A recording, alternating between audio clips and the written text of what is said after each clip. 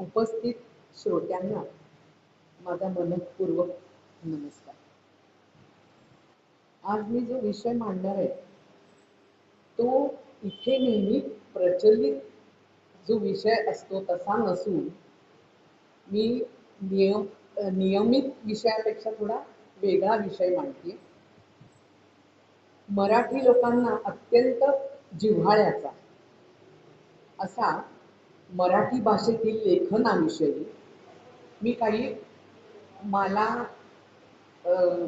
ज्या त्रुटी जाणवल्या त्या मला इथे मांडायच्या आणि त्या सगळ्या त्रुटी ज्या आहेत त्या शास्त्राचा आधार घेऊन मी ते तुम्हाला सगळं स्पष्ट करून दाखवणार आहे. तर मराठी भाषेला आता नुकताच अभिजात दर्जा मिळाला. त्याच्यावरचे आपण अनेक मान्यवरांचे लेख वाचले. तसंच पोटभाषांविषयीही बरेच लेख आले. जसं वैदर्भी भाषा, कोकणी भाषा, त्याच्यानंतर वऱ्हाडी भाषा याच्याबद्दल, मग त्याचा लहेजा, त्याचे वेगवेगळे सौंदर्य, गोडवा याच्याबद्दलही आपण अनेक लेख वाचले. पण खरंच आपल्या काही फरक पडला का त्याने? अभिजात दर्जा मिळाला म्हणून आपल्या जीवनात काही फरक पडला का? इंग्रज इथनं गेले परंतु इंग्रजांच्या संस्कृतीचा पगडा आपल्यावर इतका जबरदस्त आहे अजूनही. म्हणजे अगदी सुशिक्षित घरातली लोक घेतली तरी त्यांची मुलं, मुलगा मुलगी जावई हे जर परदेशात असतील तर त्याबद्दल त्यांना एक सुप्त अभिमान असतो. आणि इतकंच काय, इथल्या लग्नाळू मुली सुद्धा प्रेफरन्स कोणाला देतात तर जास्ती जे परदेशस्थ स्थायिक आहेत किंवा तिथे नोकरी करतात त्यांना प्राधान्य जास्ती मिळतं. कोणी तर तशी अटही घालतात की आम्हाला अशाच यांच्याशी लग्न करायचं. इतकंच कशाला, आता आपली चतुर्थ श्रेणी जी आहे आपल्या घरात काम करणाऱ्या बायका त्या सुद्धा आवर्जून इंग्लिश शब्द मध्ये मध्ये वापरतात आणि त्याच्यात त्यांना धन्यता वाटते. आणि हे सगळं अंगवळणी पडलेलं आहे आपल्या. आपण सुद्धा सगळं शुद्ध मराठीत नाही बोलू. आपण कितीतरी मध्ये हिंदी शब्द, इंग्लिश शब्द असे येतातच म्हणजे आपल्या शिवाय. पण ही जी इंग्रज गेली तरी आपल्यावर जो पगडा आहे तो अजूनही जात नाही आपल्यातनं. आणि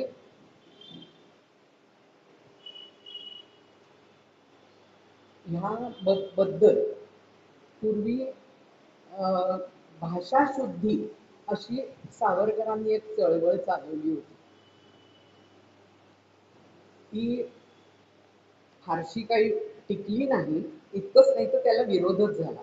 पण त्यांनी पुष्कळशा इंग्रजी शब्दांना प्रतिशब्द मराठीत दिले. प्राचार्य म्हणा किंवा स्थानक हा शब्द स्टेशनला, किंवा क्रिकेटमध्ये सगळे जे आपण हे वापरतो त्याला सुद्धा प्रतिशब्द सावरकरांनी अनेक दिले. धावची, पायची किंवा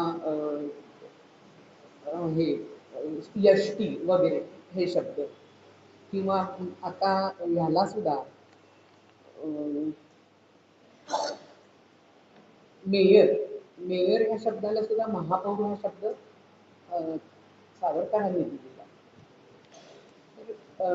हे प्रचलित इंग्रजी शब्दांना हे मराठी प्रचलित शब्द जरी मिळाले तरी आपण ते वापरतोच असं नाही.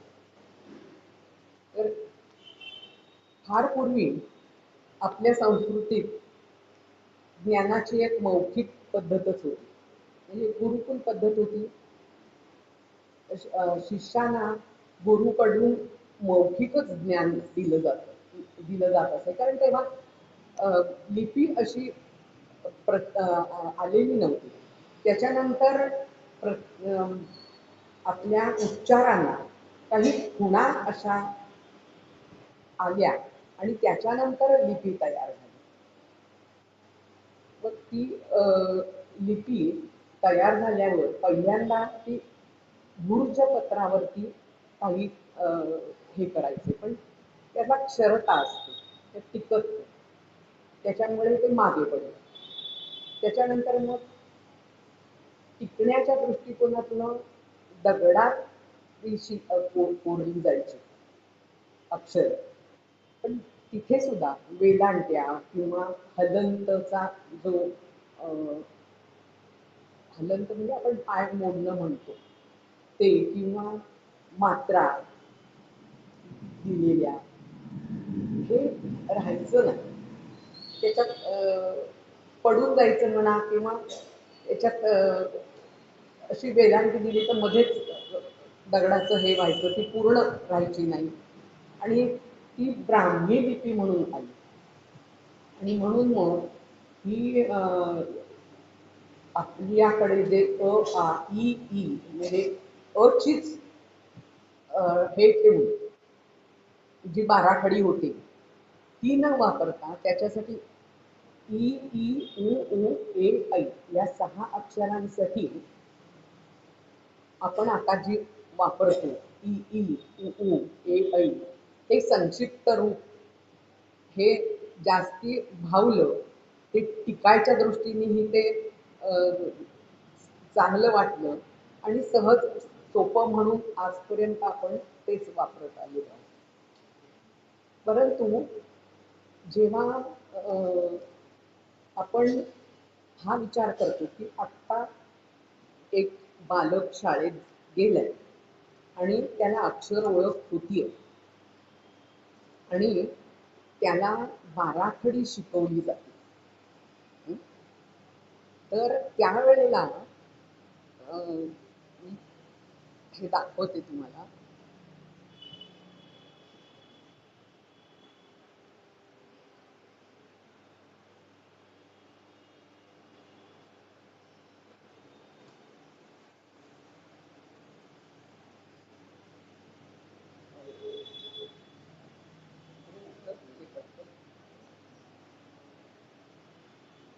आपण आत्ता असं लिहितो. काय झालं? दिसत नाहीये.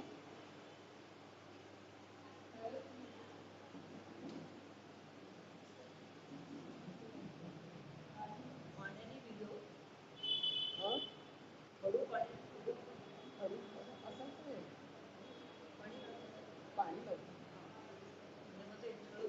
पण ते मग दिसलं नाही. हो.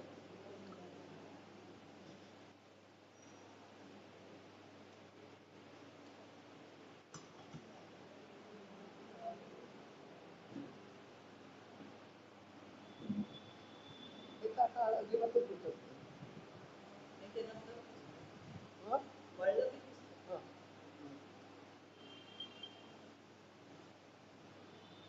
मी ऐक.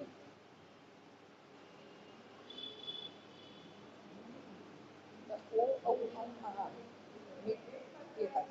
पण बाराखडी तयार होताना आहे का? हा माहीत आहे का रे? हा माहीत आहे का? हा माहीत आहे?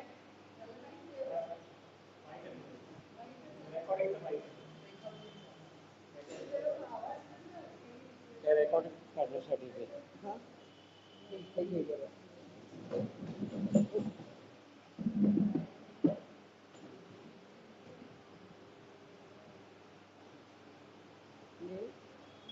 हे माहीत आहे का? हो, येत आहे का? येत नाही. याला एकच बोललो. अच्छा, तू सांग काय लिहायचे, मी लिहिते. हा चालेल, तू बोलायचं. हा चालेल. तर आपल्या ह्याच्यात स्वर आणि व्यंजन असे भाग आहेत. स्वर एक बाराखडी म्हटलं तरी ते 14 आपण घेतो. अ आ इ ई उ उ ए ऐ ओ औ अम आहा आणि रू आणि लू. रू आपण पुष्कळदा वापरतो जेव्हा अ, अ, खाली आपण वाटी काढतो तेव्हा ते पुष्कळदा आपण वापरतो, पण रू हा सहसा वापरत नाही. हा. ओ औ अम आहा. आणि व्यंजन आपली क च ट त प हे वर्ण जे आहे त्याच्यात 5-5 येतात. शेवटचा जो असतो तो अनुनासिक असतो, तो आपल्याला माहिती आहे. तर 5-5 25 आणि य र ल व श स ह ळ क्ष ण एवढी त्याच्यात एकूण 36 व्यंजनं येतात. पण ती कशी असतात? अपुरी असतात. त्याला अक्षर म्हणून म्हणत, त्याला हलंत म्हणतात किंवा व्यंजन म्हणतात. म्हणजे क ख ग घ ङ च छ असा त्याचा उच्चार होतो. क होत नाही. तो कधी होतो? जेव्हा त्याच्यात स्वर मिसळतो तेव्हाच त्याला पूर्णत्व येतं. मग आपलं एखादं व्यंजन घ्या तुम्ही, प घ्या. प मध्ये अ जर मिसळला तर तो प अधिक अ बरोबर प असं होतं. आणि अशा तऱ्हेने जर तुम्ही आ, ई, उ, ऊ हे मिसळत गेलात स्वर, तर त्या हलंताची बाराखडी तयार होते. तर ती बाराखडी शिकवताना हे जर त्याच्यात स्वर अशा तऱ्हेचे मिळवले तर हे शास्त्र शुद्ध होत नाही. कारण आपण जर प मध्ये ई प ह्याच्यामध्ये ई हा स्वर मिसळला तर आपण काढणार काय? पी. पहिला पी काढणार.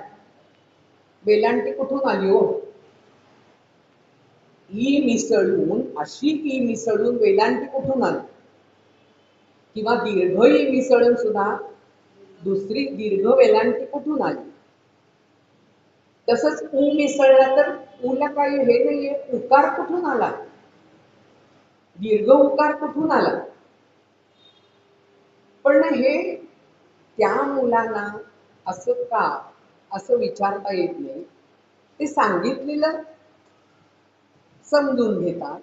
म्हणजे झापड लावण्यासारखं आपण त्यांना शिकवतो की हे असं आहे आणि हे असं लिहायचंय. पण त्याचं कारण मीमांसा, प्रत्येक गोष्टीला कार्यकारण भाव असतोच असतो आणि त्याच्यातनंच शास्त्र हे सिद्ध होत असतं. तर अशा ह्या बाराखडीने जर आपल्या ह्या स्वरलिपीने स्वराच्या बाराखडीने जी बाराखडी तयार होते ती शास्त्रशुद्ध नाही. म्हणून ती कशी असावी? तर अचीच असावी. आ अच काढून पहिली ई, दीर्घ ई, ऊ म्हणजे त्याला उकार, चक्क उकार द्यायचा. मग त्या अच्या ठिकाणी आपण कुठचंही व्यंजन घातलं तर ती बाराखडी तयार होते अक्षराची आपसूक.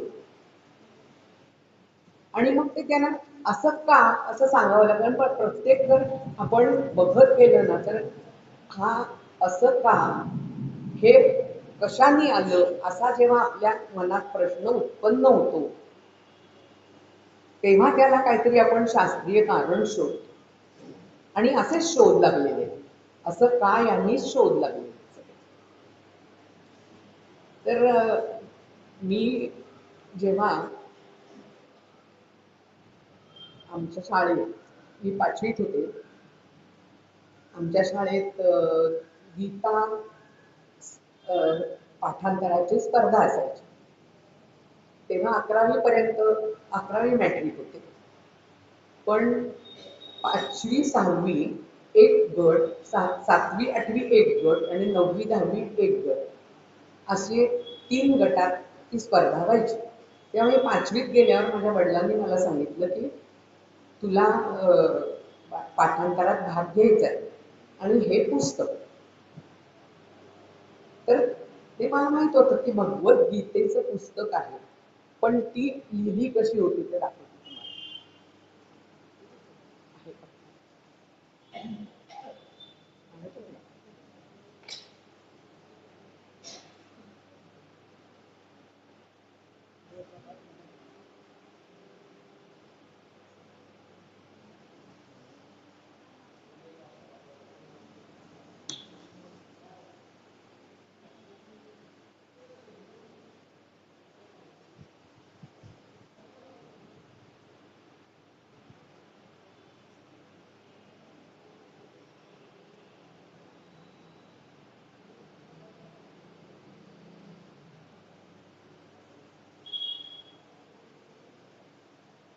असं ते पुस्तकावर लिहिलेलं होतं.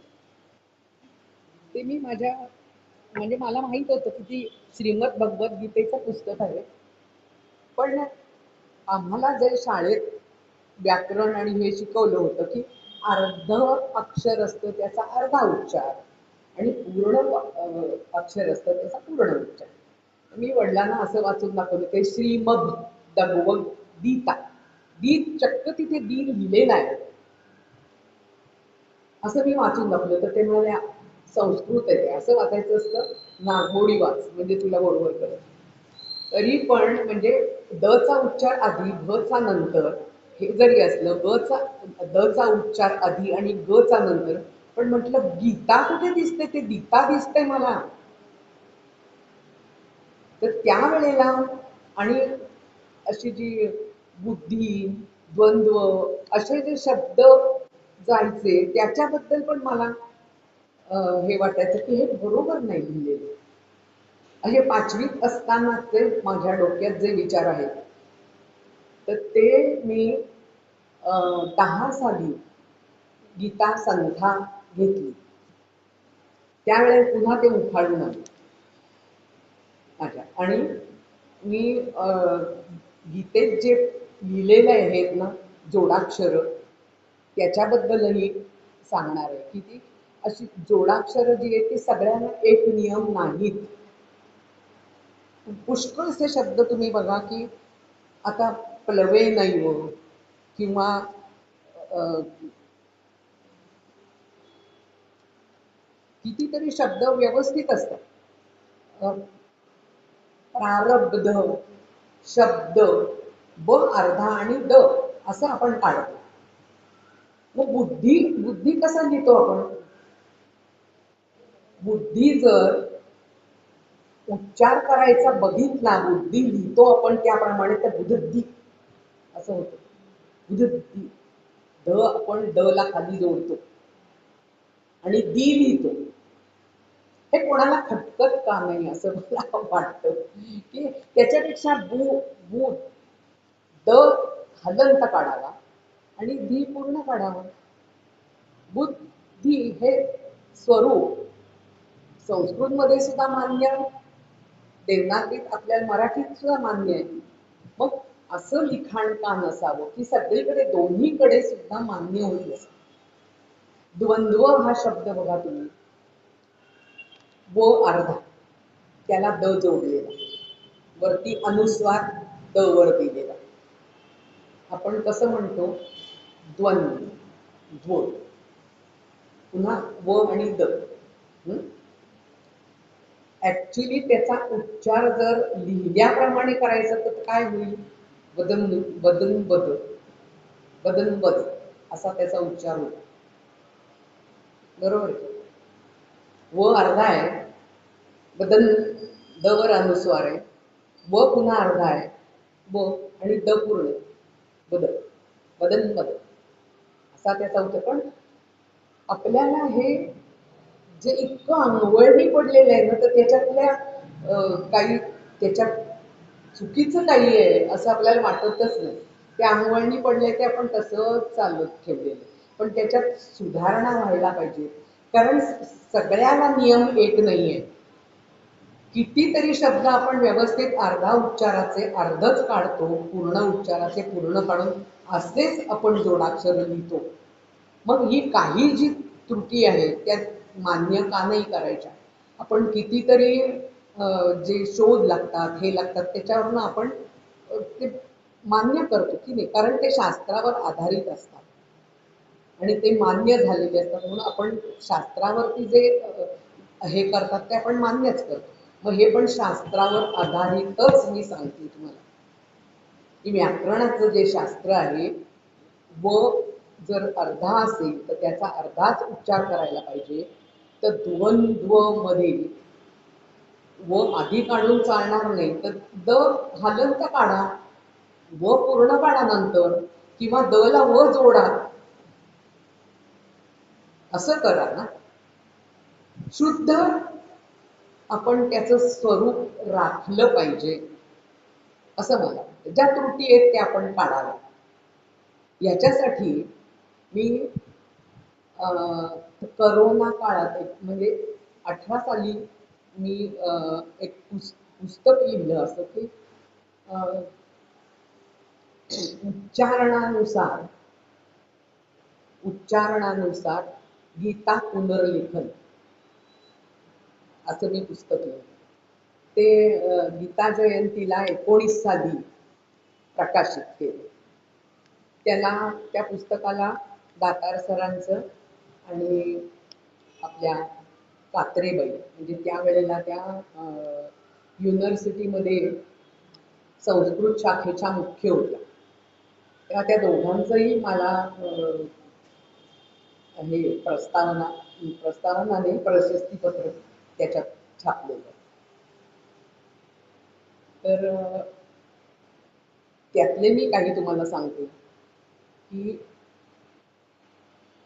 आता आणखीन एक मला सांगायचं आहे की आपण जेव्हा सुरुवात करतो शिकायला तेव्हा गम पहिलं शिकवतात. आमच्या वेळेला श्री गणेशाय नमः हे शिकवलेलं आहे. तर श्री हा जर आपण जोडाक्षर मानलं तर ते पहिल्यांदा कसं शिकवतील बरं? श्री हे जोडाक्षर मानलं तर पहिल्यांदा कसं शिकवतील? तर श्रीला हे आपल्याकडे एक वेगळी भावना आहे, भावनिक स्वरूप आहे त्या श्रीला. तर श्री हा शब्द स्वतंत्र मानलेला असावा असं माझं मत. ते जोडाक्षर नाही. आणि शला जेव्हा जेव्हा जोडाक्षर येतं तेव्हा जोडाक्षराच्या वेळेला असा श काढतात आणि मग त्याला न जोडतात किंवा न जोडतात असा काढतात ना. तर आपण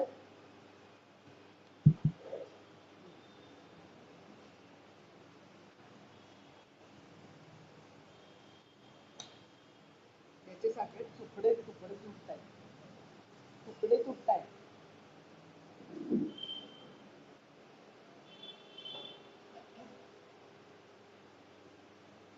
आणि मग त्याला आपण न जोडतो किंवा व जोडतो.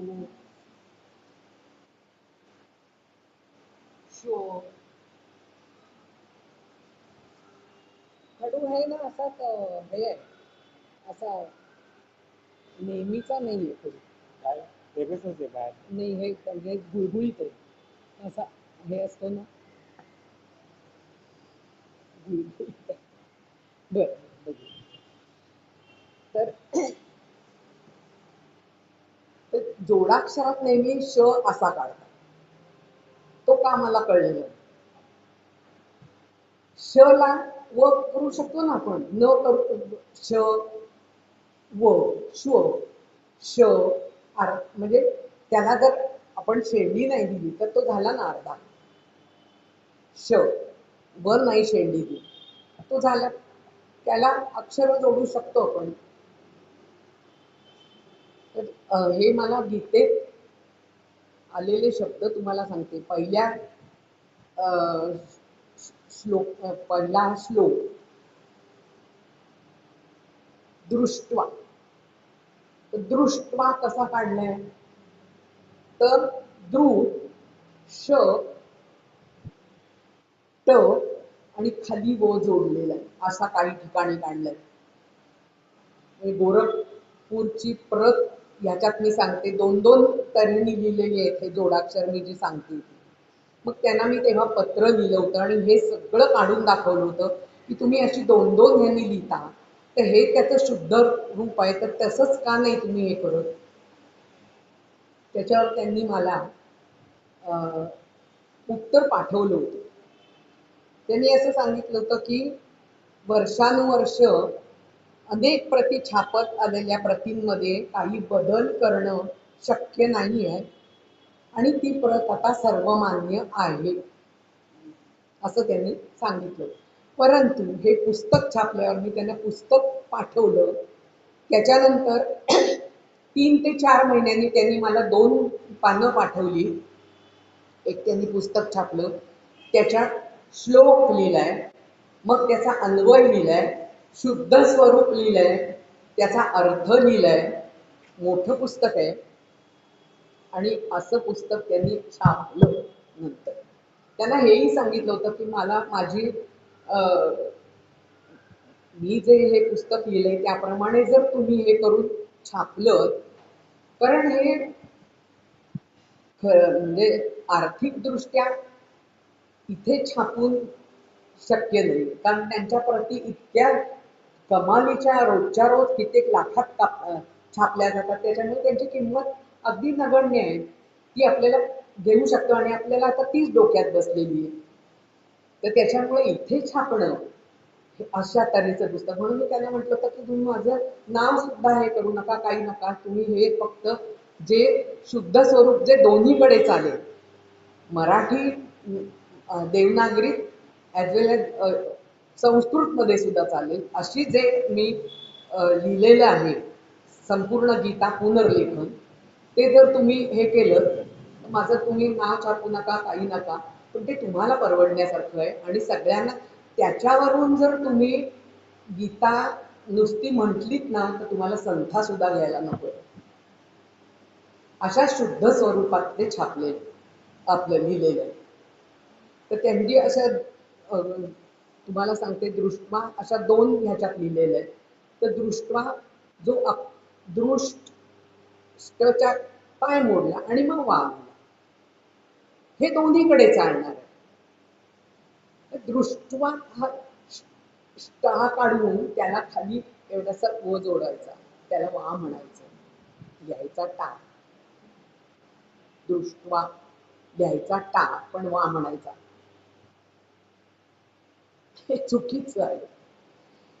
अशी जी दृष्टवेमम त्याच तऱ्हेचं दृष्टचा पाय मोडलाय त्यांनी त्यांच्याच पुस्तकात श्लोक 18 पहिल्याच ह्याच्यातला, आणि दृष्टवेमम तर ते काढून खाली व जोडलाय. वे होतो का तो, ते लिहिताय तुम्ही, खाली व जोडताय, दृष्टवेमम. तसंच कांक्षितम. आता कांक्षितम हा न जो आहे ते अनुनासिक आहे, कच अनुनासिक आहे. कच त पच अनुनासिक, अनुक्रमे न न्य ट न त न आणि म अशी आहे. त्यांना सगळ्यांना पुढच्या चारीला काना आहे, ग ला काना नाही. मग न ला अनुस्वाराच्या बदली जर तो न येणार असेल तर तो सरळ पाय मोडून घ्यावा. कांक्षितम न शी, तर तिथे खाली न ला खाली क्ष जोडण्याचा अर्थ आहे. खाली जोडलेली आहे कित्येक जे म्हणजे न ला क व क्ष च अशी खाली जोडलेली अक्षरं, ती टंकलेखनात खरोखर आपल्या ह्याच्यात तर नाहीच, मोबाईलमध्ये वगैरे नाहीच हे करता येत. तर ही जी अशी अक्षर आहे त्या कश्चन पण त्यांनी 2 प्रकार लिहिले. मी आता तुम्हाला दाखवलं जोडाक्षरात जे असं आणि मग च जोडलेला, पण श ला च असं सुद्धा लिहिलेलं आहे त्याने. म्हणून मी त्यांना म्हटलं की तुम्ही तुमच्या ह्याच्यात पण काही शब्द आहेत, मी 10 त्यांना काढून दाखवले. भक्त्या, आता भक्त्या क ला त ला य, तर असं आणि असं हे रूप त्यातलं काही स्पष्ट दिसत नाही. पद्म ह्या अक्षर आहे जे जोडाक्षर, द आणि खाली म जोडतो आपण, तर त्या म ला पूर्ण पद्म म हा पूर्ण आहे ना, त्याला काना नको का पूर्ण वरपासनं, तर द ला आपण म इथे इथे असं जोडतो. पद्म म्हणजे ते द आणि म असं स्पष्ट दिसत नाही. त्याच्यानंतर पद्यासारखंच एक दुसरं पण आहे.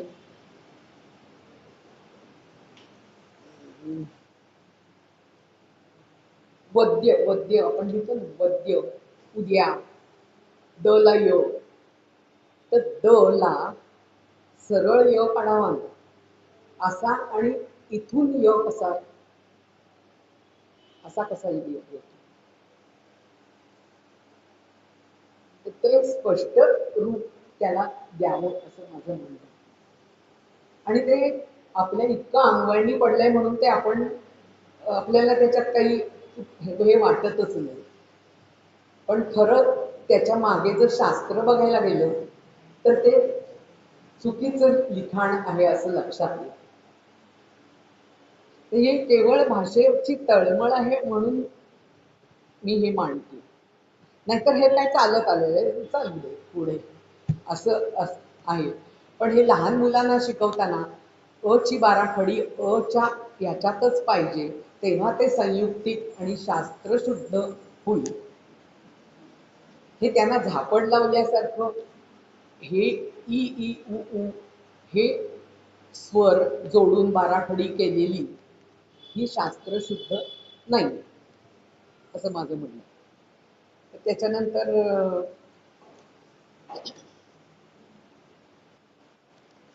ते असे सामान्य बुद्धीला गोंधळात टाकणारे असे पुष्कळ शब्द आहेत. बुद्धी म्हटलं, द्वंद्व म्हटलं, तसं वन्नी ह ला काय जे जोडतो ना आपण त्याचे वन्नी ही लिहितो, नी कुठेतरी मध्ये जोडलेला असतो, ण मध्ये जोडलेला असतो. म्हणजे ही जे वन्नी जुवती व जोडलेला आहे. ऍक्च्युली ह पूर्ण आहे काढतो आपण, पण तो आणि व अर्धा जोडतो. व चा उच्चार पूर्ण आहे आणि ह हलंत आहे त्याच्यात. सरळ हलंत काढावं, जुहू ह व ती असं काढावं. तर त्याला व मध्ये जोडला तर तो जुवती असा पटत ह हलंत असताना आपण तो पूर्ण काढतो. तसंच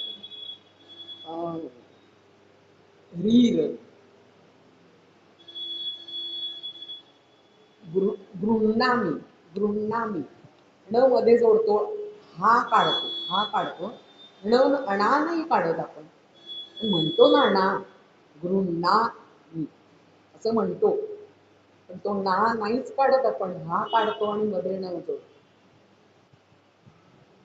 हे खटकायला हवं असं मला वाटतं. हे अंगवळणी पडल्यामुळे आपण ते चालवून घेतो असं आहे.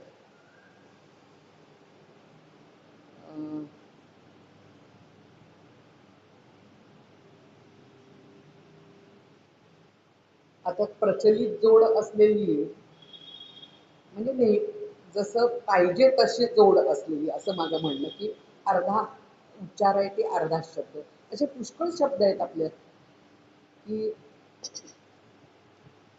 त्याच्यात म्हणजे जोडाक्षरांना एक नियम नाही. दोन्हीकडे आपल्याला ती पाहायला मिळतात, मराठीत पण पाहायला मिळतात, संस्कृतमध्ये पण पाहायला मिळतात. आणि मी गीता संथा जेव्हा घेतली तेव्हा हे माझ्या जास्त प्रकर्षाने लक्षात आलं. म्हणजे आधी मला खटकत होतं, पण हे जास्त प्रकर्षाने लक्षात आलं. आणि मी हे पण मी म्हटलं आपण तीच झाडकी पत्ती, हे बाकीच्यांना जे हुशार मंडळी आहेत त्यांनाही दिसतच असेल नाही, कोणीतरी काढेल म्हणून मी वाट बघत होते. पण मला जेव्हा 72-73 वर्ष झाली तर मी म्हटलं आता कोणी करत नाहीये, हे आपल्या जे मनात लहानपणापासून आहे ते तसंच राहून जायला नको, म्हणून मी त्याच्यावर काम केलं आणि संपूर्ण गीता अशी लिहून काढली. आणि हे 19 साली गीता जयंतीला हे पुस्तक प्रसिद्ध झालं. तर ह्या पुस्तकाची खासियत जर अशी सांगायची झाली तर ह्याच्यात जोडाक्षरांची क्लिष्टता जाऊन सुलभता आलेली आहे. ह्या हेतूने मी केलं की सुलभ सरळ वाचता यावं आणि उच्चाराप्रमाणे पुनर्लेखन हे गोरखपूरची पाठप्रत आहे ना त्याप्रमाणेच केली. याच्यात संधी सोडवून केलेलं नाहीये लिखाण. आणि ह्याच्यात मुख्य म्हणजे देवनागरी लेखनाविषयीच्या सांप्रत नियमांचं पालन केलेलं आहे आणि श्रीमद भगवद्गीतेच्या 18 अध्यायातले 700 श्लोकांचं लेखन या पुस्तिकेत त्याचप्रमाणे केलेलं आहे. त्याच्यासाठी मी संस्कृत आणि मराठी हे लिखाण दोन्हीकडे मान्य होणारं लिखाण करताना मी महापालिकेच्या ज्या शिक्षण मंडळाच्या शाळेच्या मुख्याध्यापिका त्या सुनंदाताई जोशी अशा होत्या. कारण हे आपण करून नाही चालत, ते कोणाचा तरी हे घ्यावा लागतो. म्हणून संस्कृतसाठी मी आपल्या कात्रेबाईंच्या त्या त्रास दिला की संस्कृतच्या माझे काही शंका ज्या होत्या त्या त्यांनी निरसन करण्यासाठी त्यांचा अमूल्य वेळ खर्च केलेला आहे आणि त्या खरोखरच विद्वत्ता प्रचूर अशा आहेत. आणि ह्या ज्या आहेत त्या सुनंदाताई जोशी त्यांचंही सहकार्य लाभलं. पण हे खरं म्हणजे त्या वेळेला अजूनही आहे म्हणजे शिक्षणात जे ई ई उ ऊ आपण जे वापरतो ना तेच आहेत. हे 6 जे हे आहेत ते मला अन्यायकारक वाटतात. ई ई उ ऊ ए ऐ ए जोडून मात्रा येते कशी, एकच मात्रेला 2 मात्रा कशा होतात. तर तेव्हा मी काय केलं त्यांनी सांगितलं ही तुम्हाला हेच घ्यायला पाहिजे पुस्तकात. तर मी ई ई उ ऊ घेतलंय पण ए आणि ऐ हे मी ए अलाच मात्रा देऊन आणि अलाच 2 मात्रा देऊन ऐ असं घेतलेलं आहे. आणि पेनड्राईव्ह मध्ये मात्र मी सर्व ई ई उ ऊ हे अक्षर अच्याच ह्याच्यातली घेतलेली आहे. पेनड्राईव्ह मध्ये मी तसं करून ठेवलं म्हणजे आणखीन शुद्ध जर प्रत निघायची असेल. पण मला हे तेव्हा मान्य करावं लागलं कारण त्यांचा आधार घेतल्याशिवाय मला पुस्तक काढता येत नाही. त्याच्यामुळे जे शिक्षणात सध्या शिकवलं जातं ते मला घ्यावं लागलं. आणि आपण शास्त्रावर आधारित असलेले मी म्हटलं मगाशी तुम्हाला की आपण शोध जे लागले ते आपण मान्य केले का नाही. पूर्वी असं होतं की सूर्य फिरतो पण सूर्य स्थिर आहे. आता तर खरं म्हणजे असली पण आहे की सूर्य स्थिर नाहीये. सूर्य सुद्धा फिरतो. अजून ते हे लागायचंय तर आपल्या जे आकाशगंगा आहे त्याच्यात एखादा मोठा मध्ये तारा आहे की काय तर तसं दिसलं नाही काही. पण सूर्य हा आकाशगंगेच्या आधार घेऊन फिरतोय पण अजून ते सिद्ध झालेलं नाही. म्हणजे आपण जर मान्य केलं की सूर्य स्थिर आहे तर ते सुद्धा नाही आहे. असे पुढे पुढे शोध लागतच जातात. पण नंतर आपल्याला कळलं ना की पृथ्वी आपल्या भोवती फिरून सूर्याभोवती फिरते आणि म्हणून दिवस रात्र होतात. हे आपण मान्य केलं. असे अनेक शोध आपण मान्य केले. मग तसेच ह्याच्यात बद्दलचा शोध आपण उदारमतात ठेवून का नाही मान्य करायचा असं माझा प्रश्न आहे. मराठीवर आपण एवढं प्रेम करतो तर त्याच्यातल्या ज्या त्रुटी आहेत त्या आपण काढायला मदत करावी. बरं ही एकट्या दुकट्याचं काम नाही. ह्याला शैक्षणिक क्षेत्रातली लोक आणि जी ह्याच्यातली लोक आहेत, अं,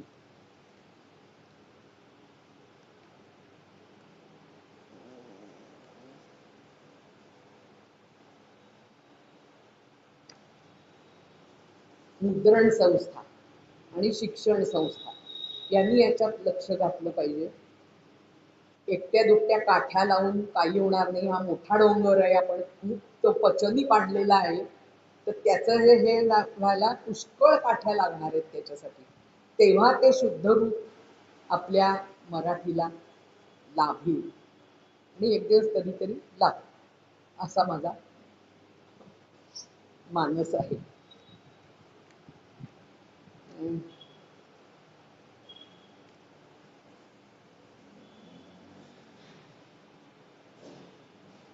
आणि इथेच मला थांबायचं नाहीये. हा अं, माझा त्या लोकांपर्यंत हे न्यायचा विचार आहे.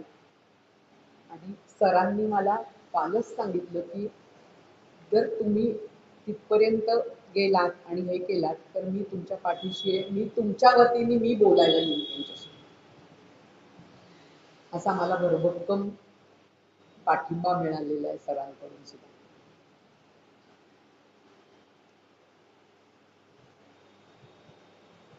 आणि मुकुंद प्राचार्य मुकुंद दातार आणि माननीय शैलजा कात्रे यांचे मला अभिप्राय लाभल्याबद्दल मी खरंच मला भाग्यवान समजते.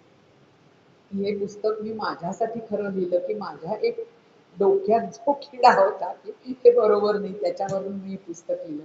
पण त्यांचे मला अभिप्राय लाभले त्याला. आणि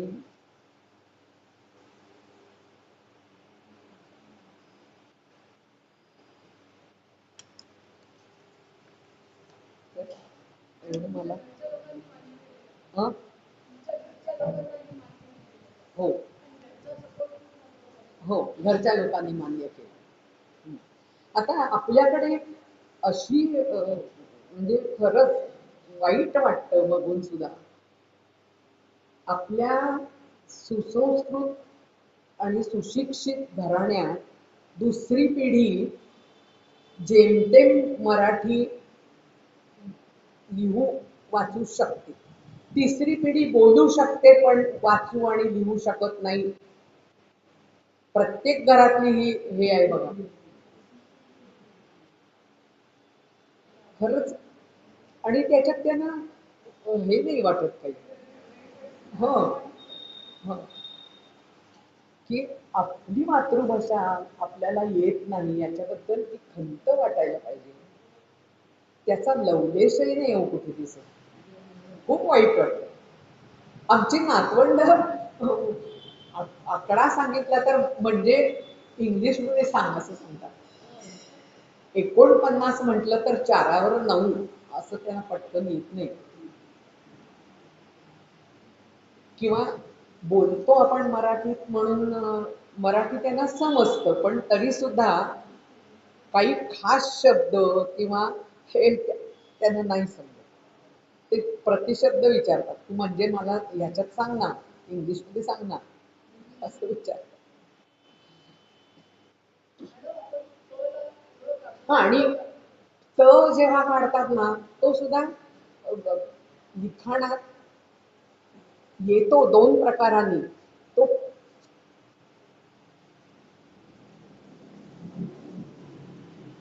माझ्या पुस्तकात मी असाच लिहिला.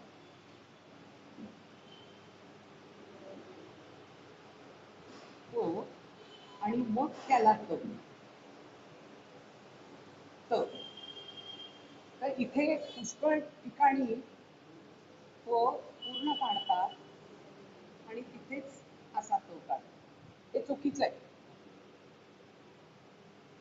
तो ला खाली त इथेच जोडणं आणि एकच त्याला काना देणं दोन्हीला चुकीचं आहे. हा त असा पाहिजे, त ला त. आणि तसाच मी माझ्या याच्यात आवर्जून म्हणजे कुठे कुठे हे होता मी खोडायला लावलं, त्याला काढायला लावलं. म्हटलं असाच पाहिजे मला त.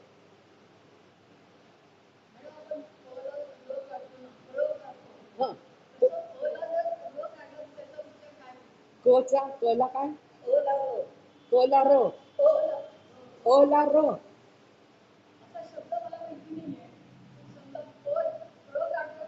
हा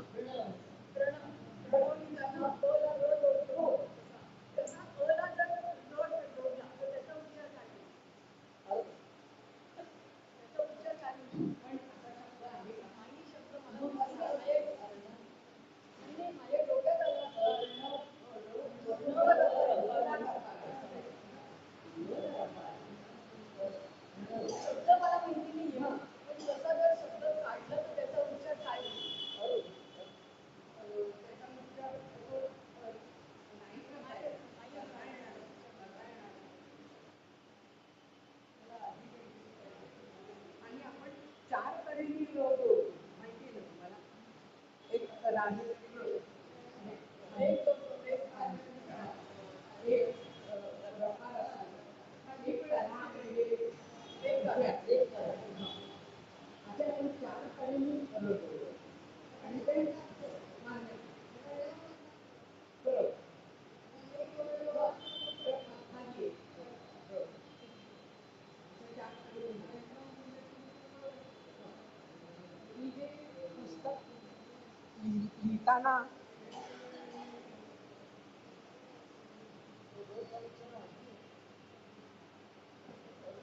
पुस्तक लिहिताना मी ज्या संकल्पना धरून ते लिहिलेलं आहे त्याचे सगळी आधी मी ह्याच्यात दिलेलं आहे काय कसं हे आहे ते.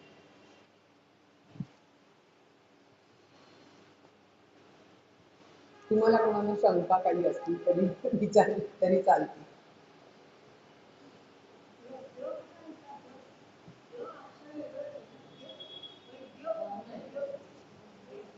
काय म्हणतात ते जग देव. मग ते मगाशी म्हटलं ना तुम्हाला वैद्य आपण जो असा काढून त्याला य जोडतो ना तो बरोबर नाहीये. द ला य जोडा ना वैद्य. द्य हे जोडाक्षर आहे अक्षर नाहीये. हा द्य हे एक अक्षर नाहीये ते जोडाक्षर आहे. द ला य आणि ते आपण असं काढतो की द ला असं काढून कानाले म्हणजे इथून आपण य काढतो.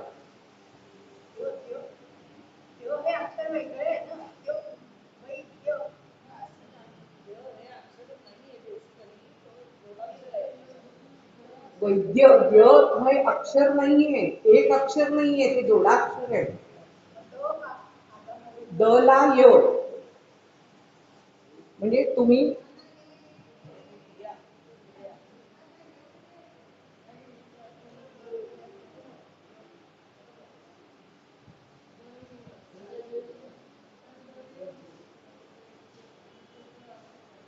असं काढू शकाल किंवा तुम्ही सध्या असं काढता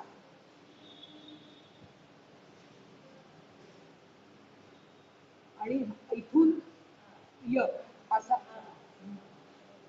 हे जोडाक्षर आहे. हे असं बरोबर आहे. हे आता आपण लिहितो म्हणून हे चालतंय.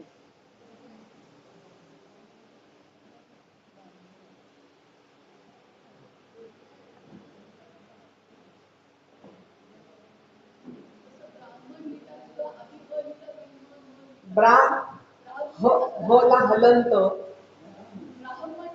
आणि मग म यायचा आणि मग कारण आपण ह पूर्ण काढून मध्ये जर म जोडला तर आपल्याला ते शिकून घ्यायला लागतं की उच्चार त्याचा ब्राह्मण असा करायचा आहे. तुम्ही वाचून तो उच्चार नाही करू शकत.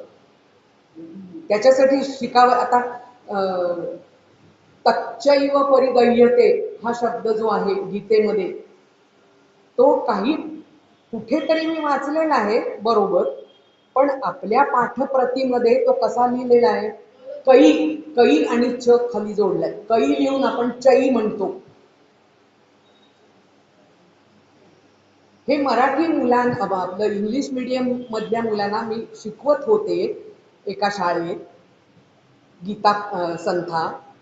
तेव्हा त्यांना हे समजून घेणं फार कठीण असतं.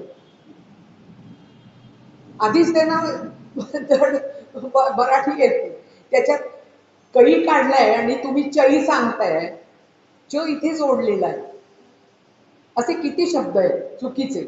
आता हा तर प्रिंटिंग मिस्टेक आहे यांची, पण ती अजून तशीच चालू ठेवलेली आहे. गीता धर्म मंडळाच्या म्हणजे आपण पुस्तक घेतो ना, गीता धर्म मंडळ नाही, गोरखपूरचे प्रत घेतो ना, त्याच्यात रात्र्यागमे त्रा काढलाय त्यांनी चक्क पूर्ण आणि मग त्याला य जोडलाय.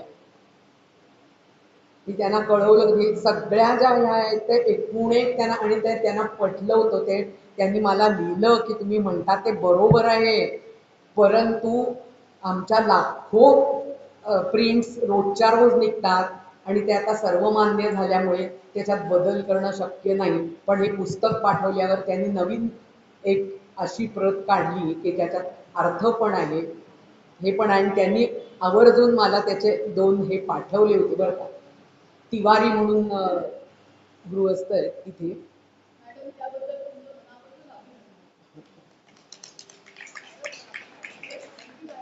म्हणजे मी काय म्हणते ते तुम्हाला पटलंय ना, असं एवढंच मला विचारायचंय की जे आपण अंमली का ते तसंच चालू दे असं वाटतं.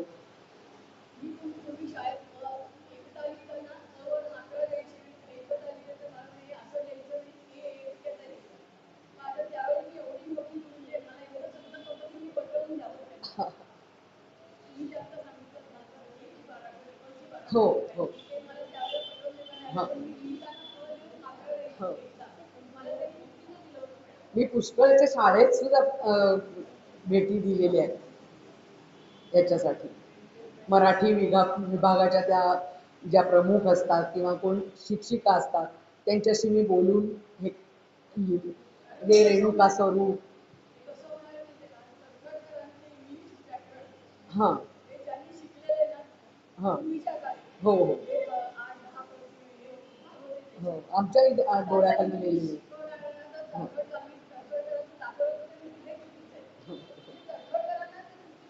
हम्म. म्हणजे हे शास्त्रावर आधारित मी सगळं सांगितलेलं आहे तुम्हाला.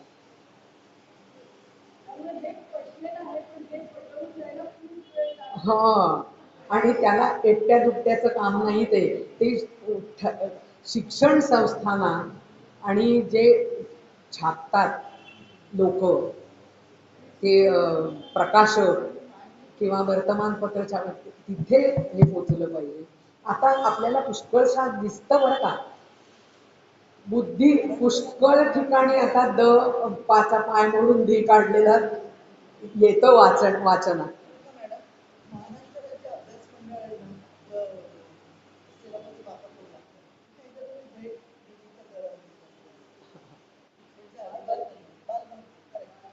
बालशिक्षण. हम्म.